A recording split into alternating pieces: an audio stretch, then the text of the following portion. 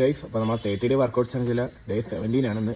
അപ്പോൾ നമ്മൾ വർക്കൗട്ട് ചെയ്യിക്കാൻ കുറച്ച് താമസിച്ചു പോയി. അപ്പം നമുക്ക് വർക്കൗട്ട് പെട്ടെന്ന് തന്നെ സ്റ്റാർട്ട് ചെയ്യും. അപ്പം നമുക്ക് റണ്ണിങ്ങിന് മുമ്പായിട്ടുള്ള സ്ട്രെച്ചിങ് ആണ് നമ്മൾ ചെയ്യുന്നത്. നമ്മൾ സ്ട്രെച്ചിങ് ഫസ്റ്റ് വർക്കൗട്ട് എന്ന് വെച്ചാൽ 30 മിനിറ്റ്സ് റണ്ണിങ് ആണ്. അപ്പോൾ 30 മിനിറ്റ്സ് റണ്ണിങ് കഴിഞ്ഞ് അടുത്ത നമ്മൾ ചെയ്യാൻ പോകുന്ന ഫുൾ ബോഡി എക്സസൈസ് കഴിഞ്ഞിട്ട് 50 മിനിറ്റ്സ് സ്കിപ്പിംഗ് റോപ്പാണ് ചെയ്യുന്നത്. അപ്പം 5 മിനിറ്റ്സിൻ്റെ 3 സെറ്റാണ് ചെയ്യുന്നത്. അപ്പം നമ്മുടെ ഫസ്റ്റ് സെറ്റ് സ്കിപ്പിംഗ് റോപ്പാണ് നമ്മളിപ്പോൾ ചെയ്തുകൊണ്ടിരിക്കുന്നത്.